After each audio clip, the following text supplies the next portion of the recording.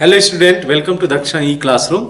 हम लोग डिस्कस कर रहे थे बायोमॉलिक्यूल्स और लास्ट लेक्चर में हम लोगों ने ग्लूकोज से रिलेटेड कुछ रिएक्शन और कुछ प्रॉपर्टीज देखा था। आगे उसी चीज को कंटिन्यू करते हैं। हम लोगों ने मेंशन वहां पे किया था कि जो ग्लूकोज का ओपन चेन स्ट्रक्चर है वो कुछ प्रॉपर्टीज ऑफ ग्लूकोज को एक्सप्लेन नहीं कर पा रहा है। तो इन दैट सिनारियो बोला गया कि जो ग्लूकोज का जो साइक्लिक स्ट्रक्चर है वो कहीं ना कहीं रिस्पॉन्सिबल है इस पर्टिकुलर बिहेवियर के लिए। नॉर्मली एल्डिहाइड की बात करें तो एल्डिहाइड 2,4 डीएनपी टेस्ट देगा, कीटोन भी 2,4 डीएनपी टेस्ट देगा, लेकिन in the case of glucose ये टेस्ट फेल कर गया। सिमिलर केस में हम लोगों ने स्किप रिएजेंट टेस्ट करा के देखा, सोडियम बाइसल्फाइड टेस्ट करा के देखा, ये सभी test for the case of glucose fail कर गए। तो कहीं ना कहीं ये प्रपोज किया गया कि करेस्पॉन्डिंग जो ग्लूकोज मॉलिक्यूल है ये अपने ओपन चेन स्ट्रक्चर फॉर्म में ना एग्जिस्ट करके क्लोज चेन स्ट्रक्चर फॉर्म में एग्जिस्ट कर रहा है। ठीक है, और उसके पीछे लॉजिक भी है, रीजन भी है, क्योंकि ग्लूकोज का अगर ओपन चेन ऑफ स्ट्रक्चर देखो, राइट, दिस मॉलिक्यूल्स को अगर हम लोग ड्रॉ करें CH2OH, ध्यान से देखना आप, HOH, आई थिंक अभी तक तो आपको प्रैक्टिस हो गया होगा कि बेसिकली ग्लूकोज मॉलिक्यूल का स्ट्रक्चर कैसे जाएगा। ठीक है, HOH, HOH, क्लियर है। तो यहां पे लॉजिक क्या जाता है, देखो आप, जनरली क्या होता है कि जो एल्डिहाइड ग्रुप होते हैं या कीटोन ग्रुप होते हैं वो रिएक्शन में जाते हैं अल्कोहल के साथ में और हेमी एसिटल या एसिटल का फॉर्मेशन करते हैं। सिमिलर बिहेवियर हम लोग को देखने को मिला था। क्या बोले थे प्रीवियस लेक्चर में, हम लोग बोले थे कि ये जो है इस पे न्यूक्लियोफिलिक अटैक कर सकता है और यहाँ पे ये साइक्लिक जो रिंग होगा वो फॉर्म करके आ जाएगा। ठीक है, तो यहां से हम लोग का जो स्ट्रक्चर हम लोग कंसिडर किए थे, दो टाइप का स्ट्रक्चर कंसिडर किए थे। जैसे कि अगर मैं इसको स्ट्रक्चर को ड्रॉ करना चाहूं, एक बार मैं फिर से आपको शेयर कर सकता हूं कि कैसे ये हवा प्रोजेक्शन इसके लिए ड्रॉ किया गया था। ठीक है, इसको मैं कार्बन 1 ले लेता हूं, 2, 3, 4, 5 और ये ऑक्सीजन के साथ बॉन्ड बनाया हुआ है। तो कैसे कैसे पोजिशनिंग किया था देखना आप ध्यान से। ये जो उस साइड है ये से, तो ये जो कार्बन बन रहा है ना, इस वाले कार्बन पे देखो OH, तो इस वाले कार्बन पे जिसको हम लोग एनोमरिक कार्बन बोलते हैं या हेमी एसिटल कार्बन भी बोला जा सकता है, तो दैट कार्बन जो ओरिएंटेशन है वो चेंज होता रहेगा, फ्रीक्वेंटली चेंज होता रहेगा इस वाले सेंटर पे, क्योंकि ये भी कायरलिटी जनरेट कर रहा है। पहले ये वाला कार्बन कायरल नहीं था, लेकिन चूंकि साइक्लिक में जा रहा है और हेवी एसिटल का फॉर्मेशन कर रहा है, इन दैट सिनारियो ये सेंटर भी कायरल बन के आ रहा है। ये this centre is also chiral.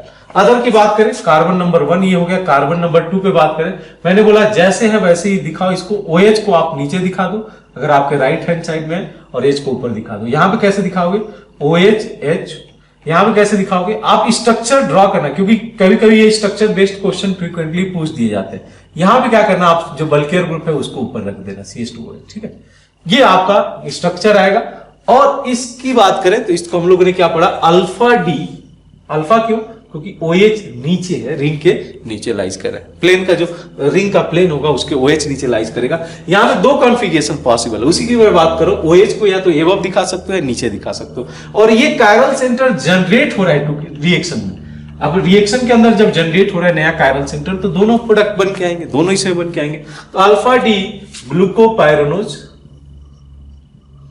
हम लोगों ने बोला पायरन वर्ड तो आपको पता है कहां से आया, पायरानोज इसको बोले। और इसी का एक एनोमर जिसको बोला गया, क्योंकि कुछ इस तरीके से होगा। ठीक है, यहां पे ओरिएंटेशन में चेंज हो जाएगा, OH और यहां पे H। अदर जो कार्बन है सिमिलर होंगे, HOH, OHH। हम लोगों ने सभी कार्बोहाइड्रेट मॉलिक्यूल्स के लिए बोला था कि जो भी कार्बोहाइड्रेट मॉलिक्यूल्स है इस तरीके से ये क्लोज चेन स्ट्रक्चर में यानी कि रिंग फॉर्म में एग्जिस्ट करेंगे। इसको हम लोगों ने पढ़ा बीटा डी ग्लूकोपाइरानोज। ठीक है, तो अभी तक जो हम लोगों ने स्ट्रक्चर बनाया है ना, अभी तक जो ओपन स्ट्रक्चर बनाया है उसमें कुछ फ्लॉस थे। ठीक है, उसमें कुछ फ्लॉस थे जो भी थे, क्योंकि ये अगर इस तरीके के ओपन चेन स्ट्रक्चर में होता, ठीक है, तो इन दैट केस हम लोग को वो सभी टेस्ट देखने को मिलता है जो नॉर्मल एल्डिहाइड उस टेस्ट को देता है, चाहे वो सोडियम बाइसल्फाइड टेस्ट हो जाए या 2,4 डीएनपी टेस्ट हो जाए या स्किप रिएजेंट टेस्ट हो जाए जो एल्डिहाइड के टेस्ट के लिए किया जाता है। लेकिन for the glucose molecule this all test fail हो गए। अब जब ये सभी टेस्ट फेल हो गया तो कहीं ना कहीं ये बोला गया कि जो इसका ओपन चेन स्ट्रक्चर है वो कहीं ना कहीं इसमें गलत है, ये क्लोज चेन स्ट्रक्चर होगा, तभी ये पॉसिबल है कि ये जो है करस्पॉन्डिंग उस टेस्ट को फेल कर जा रहे हैं, क्योंकि इस केस में देखो तो फ्री एल्डिहाइडिक ग्रुप नहीं प्रेजेंट है, इसमें आपका एक फ्री एल्डिहाइडिक ग्रुप प्रेजेंट है, इसमें फ्री एल्डिहाइडिक ग्रुप प्रेजेंट नहीं है, इस वजह से ये उस टेस्ट को फेल कर जा रहा है। ठीक है, और एक इंटरेस्टिंग चीज देखने को मिलती है, इसका जो ऑप्टिकल रोटेशन होता है दोनों का डिफर करेगा, because this chiral centre and this chiral centre is different. ठीक है, दोनों को बोला क्या जाता है, दोनों में रिलेशन क्या होता है, both are called as anomers of each other. ठीक है, ये एपिमर्स भी कहलाएंगे, एपिमर्स भी तो होंगे ना। अब इसलिए एक कायरल सेंटर के अलॉन्ग अगर ओरिएंटेशन में चेंज होता है तो उसको हम लोग एपिमर्स बोलते हैं, ओनली वन कायरल सेंटर के अलॉन्ग चेंज होगा। यहाँ पे हम लोग बोल रहे हैं एनॉमरिक कार्बन के अलॉन्ग इसकी जो ओरिएंटेशन है उसमें चेंज है, कॉन्फ़िगरेशन में चेंज है, तो इसको बोला जाएगा एनॉमर्स। हम लोग क्या देखते हैं, एक्सपेरिमेंटली जब ऑब्जर्व करते हैं तो इसका जो स्पेसिफिक रोटेशन होता है 112 डिग्री होता है, इसका जो स्पेसिफिक रोटेशन होता है ये होता है +112, यानी कि ये क्लॉकवाइज में रोटेट कराएगा प्लेन पोलराइज लाइट को 112 डिग्री से। दूसरी की बात करें बीटा डी ग्लूकोपाइरोनाइज की, तो इसका -19 डिग्री होता है, -19 डिग्री होता है। ठीक है, तब क्या देखने को मिलता है, इसमें एक इंटरेस्टिंग फिनोमिना देखने को मिलता है जिसको हम लोग बोलते हैं म्यूटा रोटेशन, जिसको हम लोग बोलते हैं म्यूटा रोटेशन। अब समझते ही, बहुत ही इंटरेस्टिंग केस है म्यूटा रोटेशन। ठीक है, ये समझ गए, रिड्यूसिंग प्रॉपर्टी समझ गए, तो बहुत हद तक जो क्वेश्चन बनते हैं ना जो कार्बोहाइड्रेट को लेके वो बनते हैं म्यूटा रोटेशन और रिड्यूसिंग, इसके रिड्यूसिंग प्रॉपर्टी को लेके। म्यूटा रोटेशन समझना बहुत ज्यादा इंपॉर्टेंट है, समझना इस बात को कि म्यूटा रोटेशन क्या होता है। ठीक है, तो हम लोगों ने क्या देखा, 112 डिग्री और -19 डिग्री। क्या देखने को मिलता है इसमें म्यूटा रोटेशन में, समझना इस बात को, the specific rotation of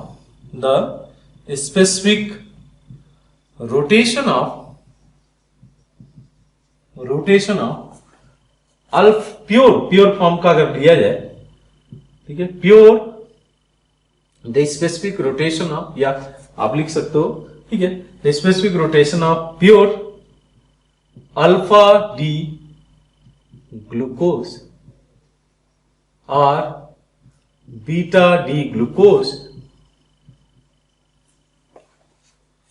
changes, ऐसे मैं लिख दूं, ग्लूकोज चेंजेस ओवर टाइम। ठीक, अब इस क्या देखने को मिलता है कि द स्पेसिफिक रोटेशन, अगर आपने प्योर फॉर्म किया अल्फा डी ग्लूकोज और उसको कुछ टाइम के लिए सोल्यूशन में रख दिए, तो क्या देखने को मिलेगा कि ये इसका जो ऑप्टिकल रोटेशन है, जो कि हम लोग 112 डिग्री बोल रहे हैं, ये नहीं जाएगा, ये चेंज हो जाएगा। या तो आपने बीटा से स्टार्ट किया और -19 डिग्री इनिशियल रोटेशन देखा, ऑप्टिकल रोटेशन, और लेटर ऑन जब इसको आप ऑब्जर्व कर रहे हो प्लेन पोलराइज लाइट के लिए, तो वो चेंज हो जा रहा है। ऐसा क्यों हो रहा है कि जो है, अगर मैं अल्फा डी ग्लूकोज ले रहा हूं, फॉर अल्फा डी ग्लूकोज क्या देखने को मिलता है इसमें, देखना, अल्फा डी ग्लूकोज लिए इनिशियली आपने क्या देखा कि इसका optical rotation 112 degree. After some time आप ऑब्जर्व करते हो कि इसका जो ऑप्टिकल रोटेशन है वो चेंज हो गया 52.7 डिग्री। ठीक है, ऐसा क्यों होगा, क्योंकि हम लोग को क्या देखने को मिलता है कि ये जो दोनों फॉर्म है ये आपस में इक्विलिब्रियम स्टेज में एग्जिस्ट करेंगे, अल्फा डी और बीटा डी दोनों एग्जिस्ट करते हैं सोल्यूशन के अंदर। इस वजह से क्या होगा कि अगर मान लो आपने 112 डिग्री से स्टार्ट किया तो ये रीच कर जाएगा, some amount of alpha D glucose present होगा और some amount of beta D glucose present होगा। क्लियर है बात। वैसे ही अगर मैं बीटा डी ग्लूकोज से स्टार्ट करूं, फॉर बीटा डी ग्लूकोज क्या देखने को मिलता है कि इनिशियल तो ऑप्टिकल, जैसे ये प्योर सोल्यूशन आपने बनाया और ऑप्टिकल रोटेशन चेक किया -19 डिग्री है, लेकिन आफ्टर सम टाइम फिर वही कहानी हो जाएगी, ये देखने को मिलेगा 52.7 डिग्री, गिवन दैट की temperature and other condition is same. ठीक है, इसी फिनोमिना को, इसी जो हम लोग चेंजेस को देख पा रहे हैं, ये म्यूटा रोटेशन कहलाता है। ठीक है, ठीक है। अब कहानी तो बिल्कुल क्रिस्टल क्लियर है, एक अगर पॉजिटिव रोटेशन दिखा रहा है, एक निगेटिव रोटेशन दिखा रहा है। इनिशियली तो इनका जो है रोटेशन होगा, मान लो कि आपने अल्फा डी ग्लूकोज लिया तो 112 डिग्री, बीटा डी ग्लूकोज लिया तो -19 degree, but over the time जैसे ही अल्फा बीटा में कन्वर्ट होगा, इसका जो ऑप्टिकल रोटेशन होगा डिक्रीज होगा, और जैसे ही बीटा अल्फा में कन्वर्ट होगा ऑप्टिकल रोटेशन इंक्रीज होते जाएगा, माइनस से पॉजिटिव साइड में चलेगा और ये दिखाएगा। तो ये जो पॉइंट आता है एट इक्विलिब्रियम हम लोग को देखने को मिलता है, एट इक्विलिब्रियम, जहां पे कि सोल्यूशन के अंदर आपका अल्फा भी प्रेजेंट है और बीटा भी प्रेजेंट है। ठीक है, कैसे होगा उस बात को समझेंगे उस चीज को समझेंगे। पहले यहां पे मेंशन कर देते कि म्यूटा रोटेशन क्या है। तो this change in optical rotation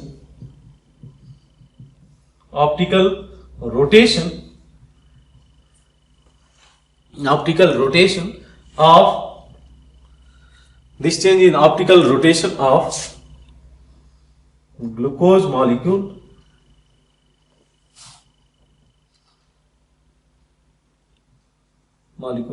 is called as, ये मैक्सिमम केसेस में देखने को मिलेगा, नॉट ओनली ग्लूकोज मॉलिक्यूल, किसी भी शुगर मॉलिक्यूल, आप शुगर लिख लो।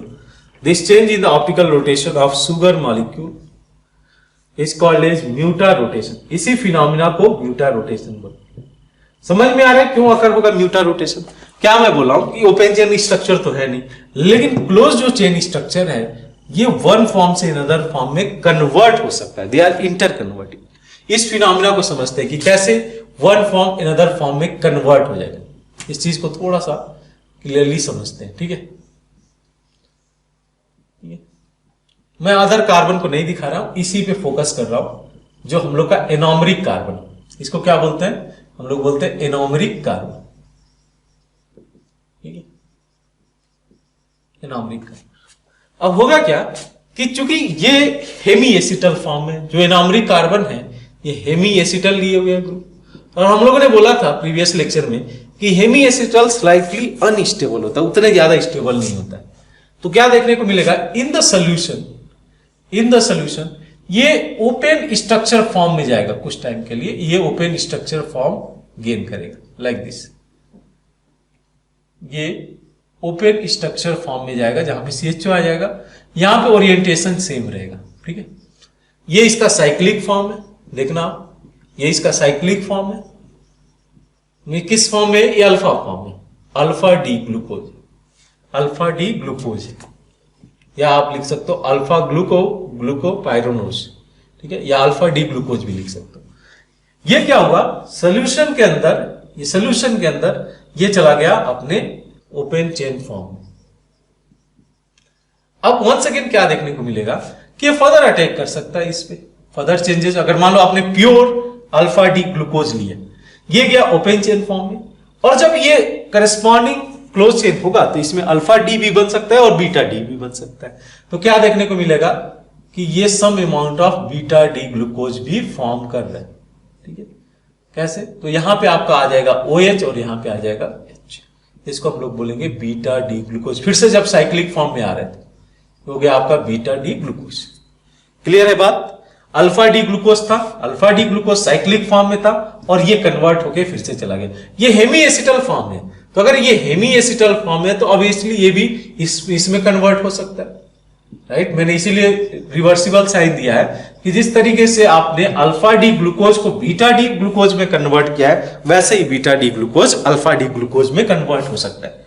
तो देखो ऑप्टिकल रोटेशन तो ऑब्जर्व किया गया, ये तो ऑब्जर्व किया गया फिनोमिना है, लेकिन एक्चुअल क्या हो रहा है? एक्चुअल यही हो रहा है कि alpha D glucose some amount of beta D glucose में कन्वर्ट हो रहा है टू अटेन द इक्विलिब्रियम, और इस इक्विलिब्रियम को अटेन करने में जो ऑप्टिकल रोटेशन में चेंजेस आ रहा है ये हम लोग को देखने को मिल रहा है कि जो ऑप्टिकल रोटेशन है, अगर प्योर अल्फा डी ग्लूकोज आपने लिया तो ओवर द टाइम डिक्रीज होकर 52.7 डिग्री पे चला जाएगा। वैसे ही आपने अगर बीटा डी ग्लूकोज लिया तो ये बढ़ते जाएगा क्योंकि बीटा अल्फा में कन्वर्ट होता रहेगा, और इसी फिनोमिना को हम लोग बोलते हैं म्यूटा रोटेशन। इसी फिनोमिना को बोलते हैं म्यूटा रोटेशन, जो कि हम लोग कार्बोहाइड्रेट मॉलिक्यूल्स के केस में देखते हैं, ठीक है। एट इक्विलिब्रियम, ठीक है, at equilibrium the optical rotation will be, ठीक है, इसको नोट में लिख दिया जाए, नोट में at equilibrium optical rotation will be 52.7 degree. जो इक्विलिब्रियम पे ऑप्टिकल रोटेशन होगा, इक्विलिब्रियम पे ऑप्टिकल रोटेशन होगा वो होगा 52.7 डिग्री, ठीक है। ये होगा at equilibrium the optical rotation will be 52.7 degree and both form will exist, इसमें अल्फा भी है बीटा भी है, will exist in solution, both form, alpha D glucose भी एग्जिस्ट करेगा, बीटा डी ग्लूकोज भी एग्जिस्ट करेगा, ठीक है। तो both form will exist in solution. उसके अलावा अच्छा, सभी के सभी शुगर क्या इस टाइप के म्यूटा रोटेशन शो कर सकते हैं? क्वेश्चन ये दिमाग में रेज होना चाहिए, क्या सभी जो कार्बोहाइड्रेट मॉलिक्यूल है, ये तो हम लोगों ने ग्लूकोज के केस में एग्जांपल देखा, क्या सभी के सभी ग्लूकोज जो भी कार्बोहाइड्रेट मॉलिक्यूल्स हैं इस तरीके के फिनोमिना दिखा सकते हैं? नहीं, सभी नहीं दिखाया जा सकता। देखो इसमें कन्वर्ट होने के पीछे रीजन क्या है? इसका हेमी एसिटल फॉर्म में होना। हेमी एसिटल फॉर्म अनस्टेबल, तो क्या होगा? हेमी एसिटल फॉर्म अनस्टेबल है, सोल्यूशन में जाके ओपन चेन स्ट्रक्चर में जाएगा और जो एनॉमरिक कार्बन है ना, जो एनॉमरिक कार्बन है उसके लॉन्ग कॉन्फ़िगरेशन में चेंजेस लाएगा, उसके लॉन्ग एनॉमरिक कार्बन के लॉन्ग कॉन्फ़िगरेशन में चेंजेस लाएगा। बिकॉज जैसे ये फ्री होगा ना, इसके लॉन्ग फिर जब अटैक हो रहा है तो अल्फा और बीटा दोनों जनरेट किया जा सकता है। बात समझ में आती है इतनी? तो यहां पे सिमिलर फिनोमिना देखने को मिल रहा है। पूछा जा रहा है कि म्यूटा रोटेशन कब पॉसिबल होगा किसी भी कार्बोहाइड्रेट के केस में, तो उसके लिए नेसेसरी कंडीशन है कि ग्लूकोज जो भी हम लोग कार्बोहाइड्रेट मॉलिक्यूल ले रहे हैं उसका जो है हेमी एसिटल फॉर्म में होना, ठीक है। तो जो है यहां पे लिख सकते हो फॉर म्यूटा रोटेशन,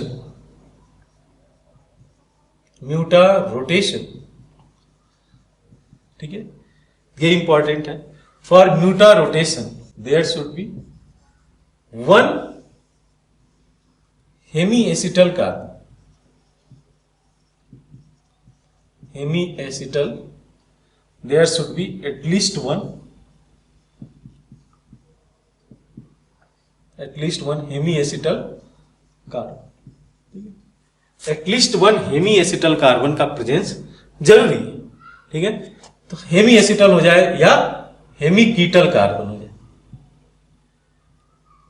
जो हम लोगों ने रीजन किसके लिए रखा था याद है? रिड्यूसिंग और नॉन रिड्यूसिंग के केस में उसका हेमी एसिटल में होना जरूरी है, अदरवाइज ये ना तो वो रिड्यूसिंग शुगर कहलाएगा ना तो म्यूटा रोटेशन में जाएगा, ना तो वो रिड्यूसिंग शुगर कहलाएगा ना तो वो म्यूटा रोटेशन में जाएगा।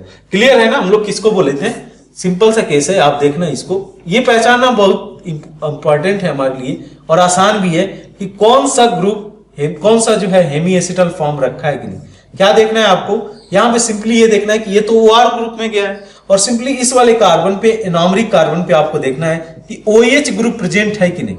अगर OH ग्रुप प्रेजेंट है तब इन दैट सिनारियो ये जो है हेमी एसिटल कहलाएगा, और हेमी एसिटल है तो म्यूटा रोटेशन में जा सकता है। तो हेमी एसिटल है तो इन दैट केस ये रिड्यूसिंग शुगर भी होगा और इसके अंदर म्यूटा रोटेशन की भी पॉसिबिलिटीज है। समझ में आती है बात? ठीक है।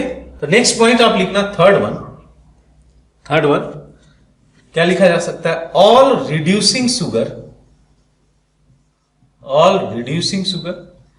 देखो अब रिड्यूसिंग शुगर के लिए क्या प्रॉपर्टी थी?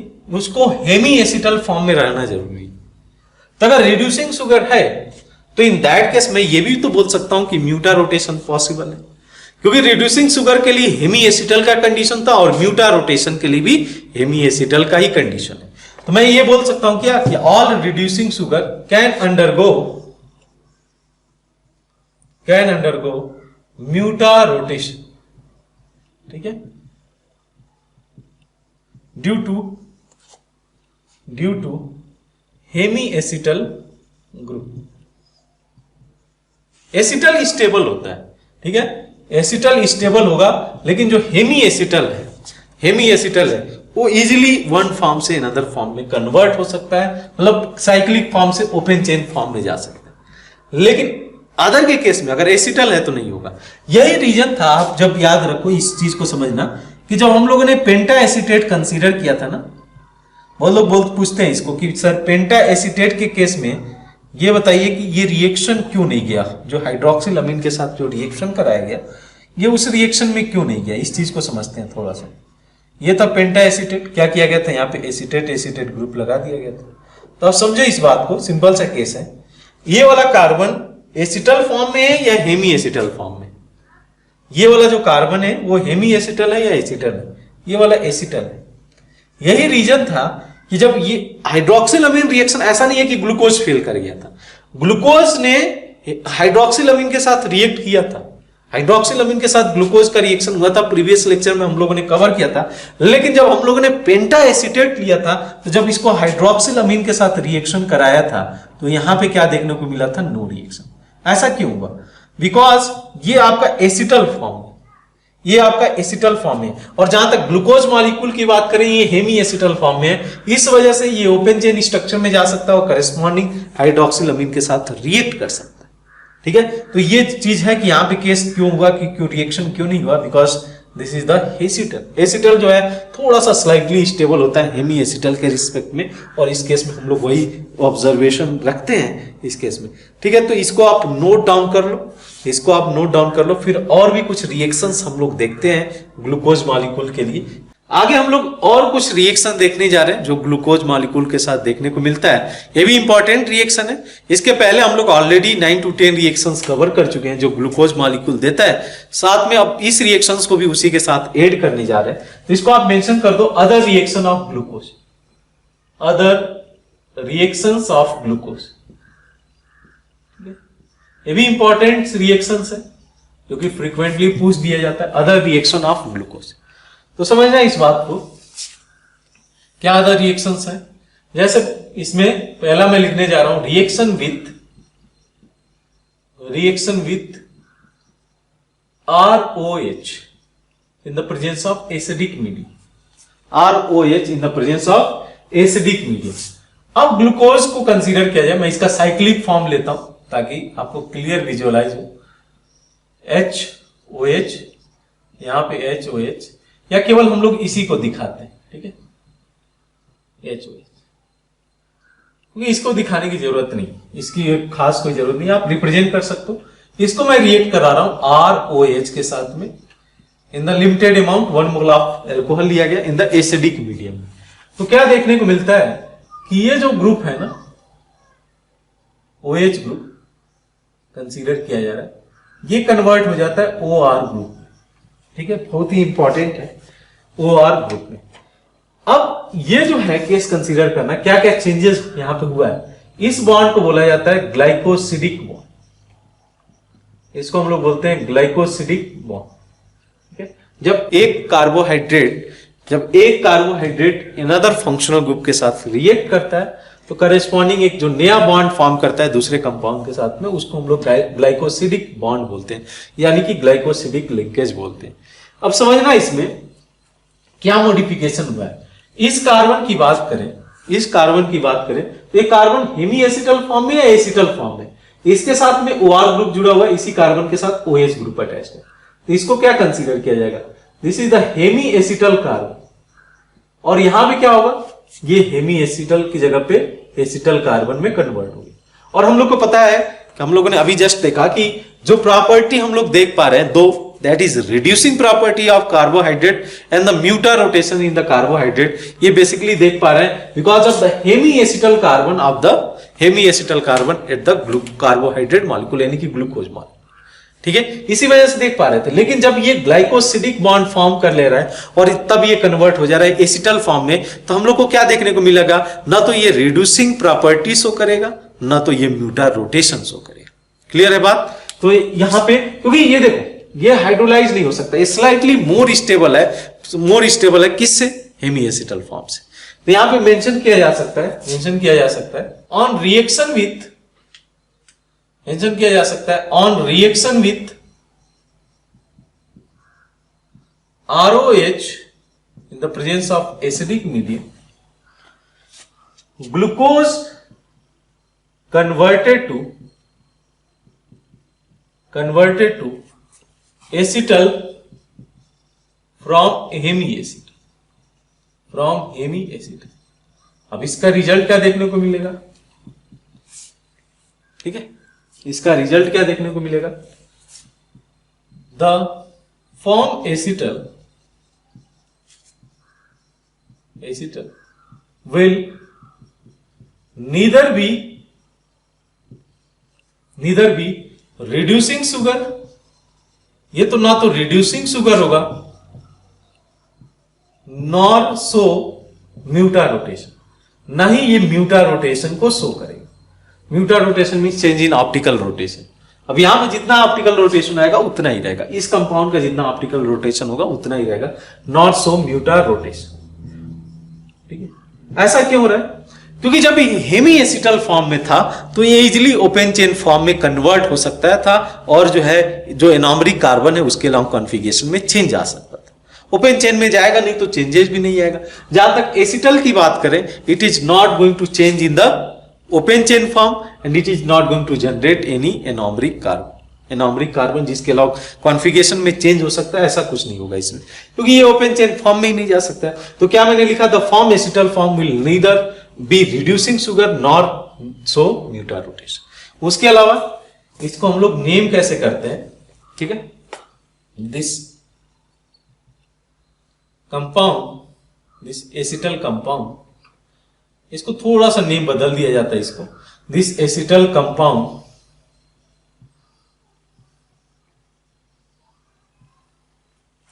Are called as glycosidic. इसको पढ़ा जाएगा ग्लाइकोसिडिक। जैसे कि ग्लूकोज मॉलिक्यूल है तो इसको पढ़ा जाएगा ग्लूकोसिडिक। इसको क्या पढ़ा जाएगा, ग्लूकोसिडिक।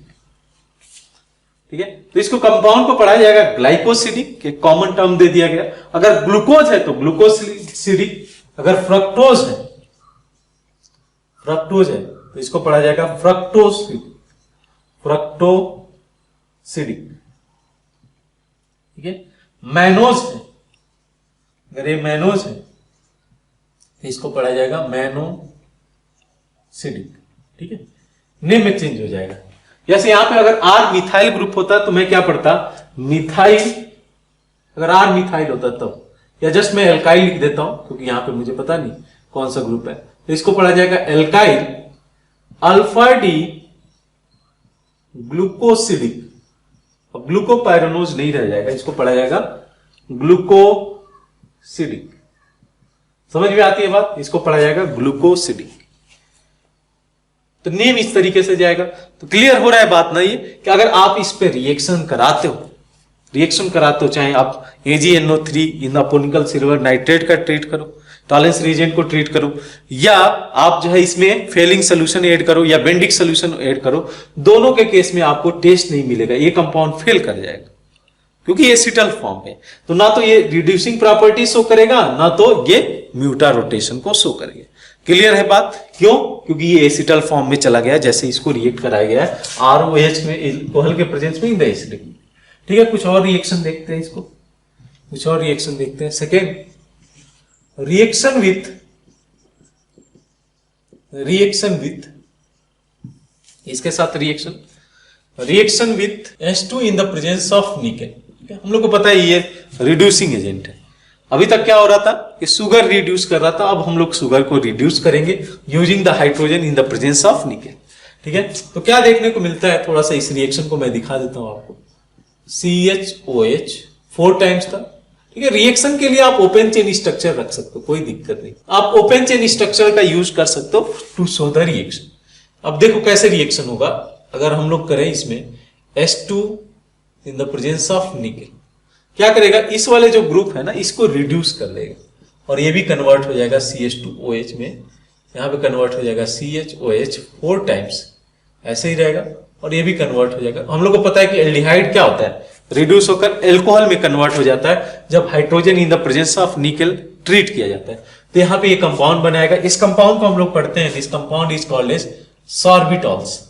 नेम याद है, कभी कभी पूछ देता है कि on the treating with hydrogen in the presence of nickel the glucose molecule will form, उसमें सॉर्बिटॉल हो जाएगा, ग्लूकोरिक एसिड हो जाएगा, ग्लूटोनिक एसिड हो जाएगा, जो पहले हम लोग ऑलरेडी प्रीवियस रिएक्शन में देख चुके हैं। तो reaction with hydrogen in the presence of nickel will form sorbitol. Clear है बात, इतनी क्रिस्टल क्लियर है। अच्छा ठीक है, यही रिएक्शन है। एक और रिएक्शन यहां पे देखें हम लोग, तो रिएक्शन विथ HiO4, ये भी रिएक्शन आपने देखा होगा। ये सभी जो रिएक्शंस है ना जो हम लोग डिस्कशन में रख रहे हैं, कहीं ना कहीं आपने एल्डिहाइड के केस में ही पढ़ा होगा कि एल्डिहाइड या कीटोन में आपने इस सभी रिएक्शंस को देखा होगा। सिमिलर रिएक्शन है। HiO4 के साथ अगर मैं बात करूं, देखना आप HiO4 के केस में क्या देखने को मिलेगा।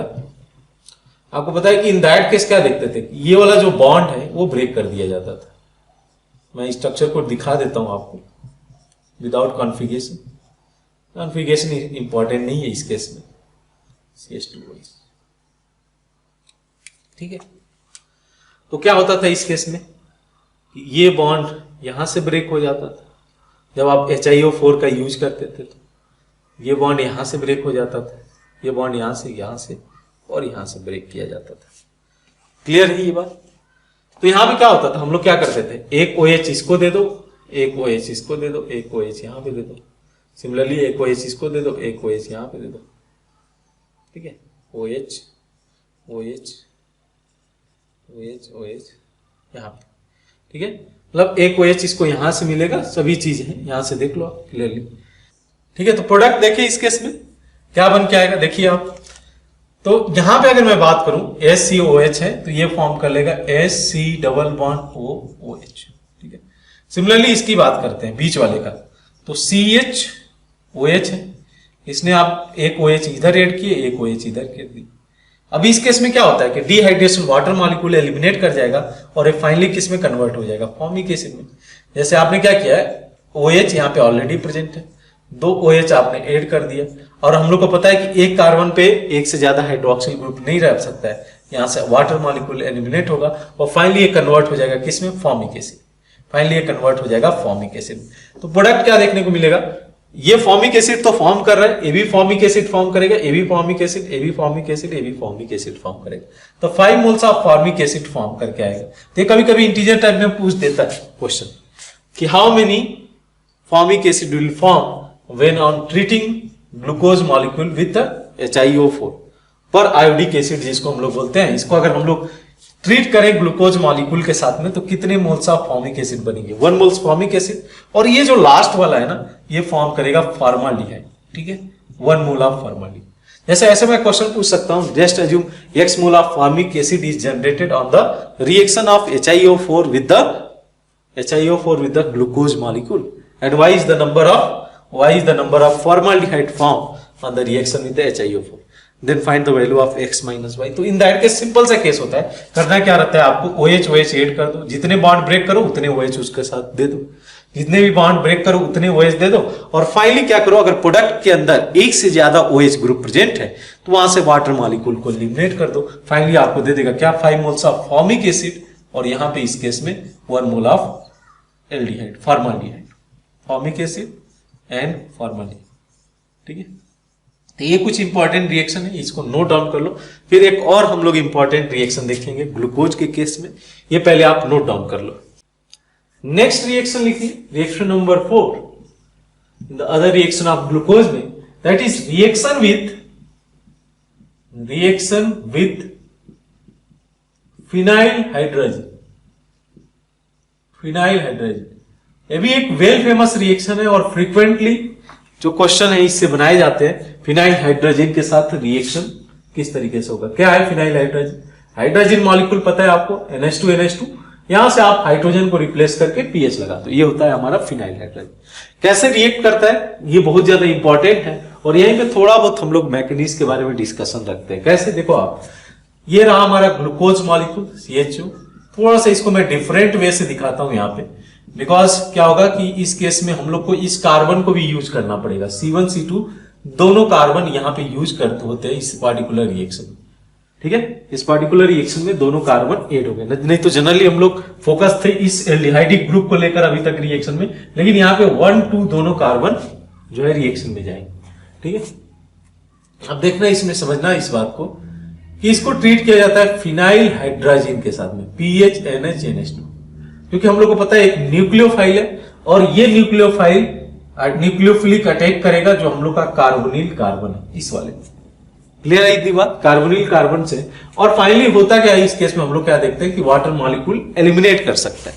इस तरीके से आपने हाइड्रोक्सिल अमीन का रिएक्शन कराया था, सिमिलर यहां पे भी रिएक्शन आपको देखने को मिलेगा। तो होगा क्या, ये नाइट्रोजन के साथ डबल बॉन्ड, वाटर एलिमिनेट कर गया, हाइड्रोजन यहां से, ऑक्सीजन यहां से, और ये फॉर्म कर लिया इस तरीके से हाइड्राजोन मॉलिक्यूल। इसको बेसिकली हम लोग हाइड्राजोन कॉल कर सकते हैं, ठीक है, OH3 और यहाँ पे CH2OH। इसके बाद फिनोमिना हमारे लिए बहुत ज्यादा इंपॉर्टेंट है। इसके बाद जो फिनोमिना है ये बहुत ज्यादा इंपॉर्टेंट है। यहां से देखिए आप ये हाइड्रोजन अल्फा हाइड्रोजन है with respect to this double bond. क्या मैं बोल रहा हूं, ये जो हाइड्रोजन अटैच्ड है ना, ये हाइड्रोजन अल्फा हाइड्रोजन है with respect to this double bond. तो ये जो है टॉटोमरीज में जा सकता है इस तरीके से। यहां पे हम लोग को टॉटोमरीज फिनोमिना देखने को मिलेगा, टॉटोमरीज। अब इस केस में क्या होगा देखना आप, इस कार्बन और कार्बन के बीच में डबल बॉन्ड आ जाएगा लाइक दिस। यहां पे आपका NH आ गया और यहां पे NH-PH है, ठीक है। और यहां पे क्या ग्रुप बच गया, यहां पे आपका इनॉल फॉर्म में आ गया। तो बेसिकली ये इमीन फॉर्म में था, ठीक है, कार्बन नाइट्रोजन डबल बॉन्ड, और यहां पे ये इनॉल फॉर्म कर गया। इनॉल मींस कार्बन, इसीलिए मैं बोला कि कार्बन सेकेंड भी इसमें पार्टिसिपेट करेगा रिएक्शन में, तो इस वजह से हम लोगों ने इसको सेपरेटली दिखाया, ठीक है। देखा जाए इसमें, अब ये है हमारा इनॉल फॉर्म। हम लोग को पता है इनॉल कीटो इनॉल टॉटोमरीज शो करा सकता है, और इन दैट केस ये कीटो फॉर्म में कन्वर्ट हो सकता है लाइक दिस। यहां पे ध्यान से देखना, ये कुछ इस तरीके से कीटो फॉर्म में कन्वर्ट हो सकता है, ठीक है। ये कुछ इस तरीके से कीटो फॉर्म में कन्वर्ट हो जाएगा। यहां पे भी टॉटोमरीज फिनोमिना ही हम लोग को देखने को मिल रहा है, टॉटोमरीज फिनोमिना ही देखने को मिल रहा है। फाइनली प्रोडक्ट में क्या देखने को मिलेगा, प्रोडक्ट में क्या चेंजेस होगा, ये थोड़ा सा देख लेते हैं हम लोग। तो यहां पे ये फॉर्म कर लिया CH2, हाइड्रोजन इधर शिफ्ट कर जाएगा, NH-PH, ठीक है, NH-PH। यहां पे आ गया आपका carbonyl group CO, CH-OH thrice, ठीक है, CH2। इसके बाद भी इंपॉर्टेंट रिएक्शन है, क्या होता है, 1 mole of phenyl hydrogen, 1 mole of, क्योंकि अब ये कार्बोनिल फॉर्म में आ गया, तो 1 मोल अनदर रिएक्ट करेगा इसके साथ। सिमिलर तरीके से रिएक्शन देखने को मिलेगा जो आपने फर्स्ट स्टेज में देखा था। ये इस पे न्यूक्लियोफिलिक अटैक करेगा, वाटर मॉलिक्यूल यहां से एलिमिनेट कर जाता है, तो ये फॉर्म करके देता है आपको CH2NH, NH-PH। ध्यान से देखना आप, रिएक्शन बहुत ही इंपॉर्टेंट रिएक्शन है, NH-PH, ठीक है। और यहां पे ये पॉलीहाइड्रोक्सी वाले जो कार्बन है, जो 3 जो कि रिएक्शन में पार्टिसिपेट नहीं किए, वो प्रेजेंट है। अब इसके बाद क्या देखने को मिलता है कि जो ये हाइड्रोजन यहां पे प्रेजेंट है ना, अब due to presence of this hydrogen group ना, ये एसिडिक नेचर शो करेगा। जो ये हाइड्रोजन इस प्रोटॉन को एब्स्ट्रैक्ट कर लेता है, और जैसे ही एब्स्ट्रैक्ट करेगा ये ग्रुप इधर बॉन्ड शिफ्ट कर जाता है, निगेटिव चार्ज आएगा जिसको नाइट्रोजन स्टेबलाइज करना चाहेगा, और फाइनली ये ग्रुप यहां से निकल आता है। यानी कि ओवरऑल क्या देखने को मिलेगा इस स्टेज में, इस स्टेज में देखोगे कि एनिलीन मॉलिक्यूल एक एलिमिनेट हो रहा है और वाटर मॉलिक्यूल एलिमिनेट हो रहा है, और ये फॉर्म कर ले रहा है इस तरीके से compound carbon nitrogen, carbon nitrogen, then carbon nitrogen NH-PH। ध्यान से देखना आप, CH-OH थ्राइस। थोड़ा सा बड़ा रिएक्शन है, लेकिन इसका रिजल्ट बहुत ज्यादा इंपॉर्टेंट है, इसका रिजल्ट बहुत ज्यादा इंपॉर्टेंट है। इसके बाद क्या देखने को मिलता है, इसके बाद इसका हाइड्रोलिसिस अकर होता है। हाइड्रोलिसिस अकर होगा तो क्या देखने को मिलेगा, हाइड्रोलिसिस में सिंपल सा केस होता है, ये डबल बॉन्ड ब्रेक होगा, तो यहां पे जाएगा हाइड्रोजन, यहां पे जाएगा OH, यहां पे जाएगा हाइड्रोजन और यहां पे जाएगा OH, ठीक है। और एक कार्बन पे 2 OH ग्रुप हो नहीं सकते, वाटर मॉलिक्यूल एलिमिनेट कर जाएगा, और फाइनली ये कन्वर्ट हो जाएगा इस प्रोडक्ट में COH, ठीक है, carbon nitrogen NH-PH, CH-OH thrice और CH2OH, ठीक है।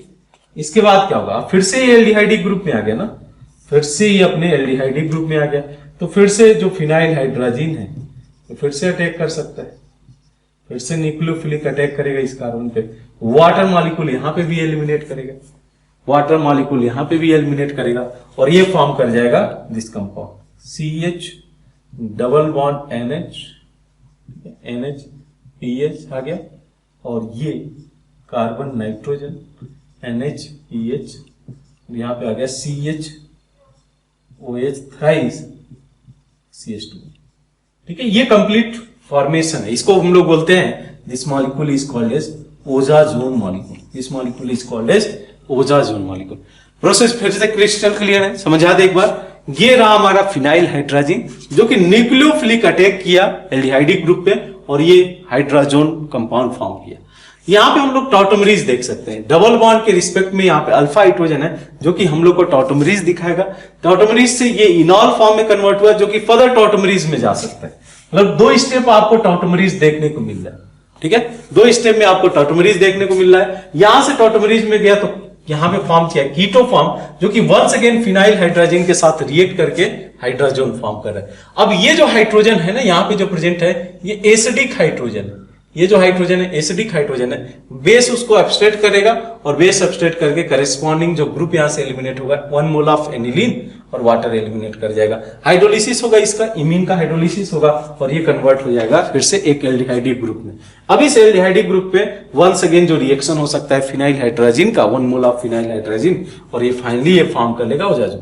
तो ये क्वेश्चन बहुत फ्रिक्वेंटली बनता है इसमें, इस टॉपिक में, कि how many moles of phenyl hydrogen is undergo reaction 1, यहां पे 2 और यहां पे मैंने एरो दिया है 3, 1 2 3। ये इंपॉर्टेंट क्वेश्चन बनता है। 3 moles of phenyl hydrogen undergo in the reaction with glucose molecule. तो कुछ इंपॉर्टेंट पॉइंट इससे लिखा जाए, इस रिएक्शन से रिलेटेड कुछ इंपॉर्टेंट पॉइंट लिखा जाए, ठीक है। सबसे पहले हम लोग प्रोडक्ट की बात कर लेते हैं। ओजाजोन जो प्रोडक्ट है उसी की बात कर लेते हैं। ओजाजोन जो कि यहां पे फॉर्म किया है फाइनली, ओजाजोन is solid crystalline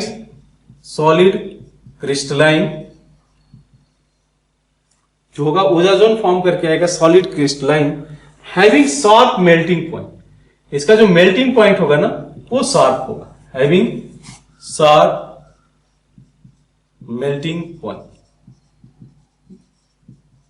अगर शार्प मेल्टिंग पॉइंट है, शार्प मेल्टिंग पॉइंट मींस जो वैल्यू है मेल्टिंग पॉइंट का बहुत शार्प है, ऐसा नहीं है कि वेरी कर रहा है, तो शार्प मेल्टिंग पॉइंट है। इस वजह से इस मेथड को यूज किया जा सकता है फॉर द प्रिपरेशन ऑफ इस मेथड को यूज किया जा सकता है, इसलिए इस मेथड को यूज किया जा सकता है for the separation of carbohydrate. So this method आप पहले सेपरेट कर लेना, फाइनली इसको कन्वर्ट कर देना ग्लूकोज मॉलिक्यूल में। So this method can be use to separate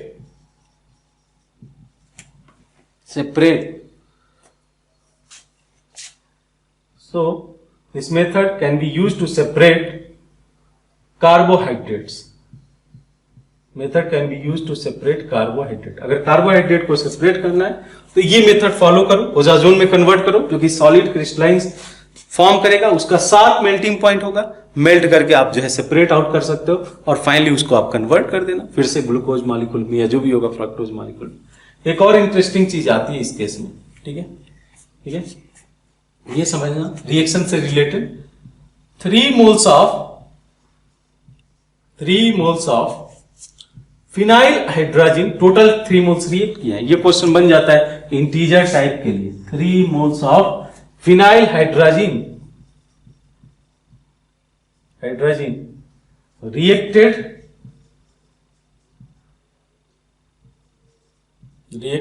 ठीक है। कैसे रिएक्ट किया? 1 देखिए आप, 1 पार्टिसिपेटेड एज अ रेडॉक्स। देखो आप, जो एक रिमूव हो गया है उसमें कैसे गया? 1 participated as redox and other two है वो न्यूक्लियोफिलिक एडिशन में गए हुए। Other two undergo nucleophilic addition. तो पॉइंट इंपॉर्टेंट है, ठीक है। Total 3 moles of phenyl hydrogen will react with 1 mole of glucose. बहुत बार एक क्वेश्चन पूछ दिया जाता है, ठीक है। Total 3 moles of phenyl hydrogen will react with the glucose molecule. 1 participate कर रहा है रेडॉक्स में, अदर जो है 2 पार्टिसिपेट कर रहे हैं न्यूक्लियोफिलिक एडिशन के लिए। अब देखो एक और कहानी रहती है। देखो रिएक्शन कहां अकर हो रहा है? रिएक्शन अकर हो रहा है C1 कार्बन पे और C2 कार्बन पे। तो जो भी आइसोमर्स हो या जो भी कंपाउंड हो जो कि केवल और केवल C1 C2 पे डिफर करे, उस केस में हम लोग को सेमी ओजाजोन का फॉर्मेशन मिलेगा, ठीक है। क्या पॉइंट लिखा जा सकता है इस केस में कि C1 and C2 कार्बन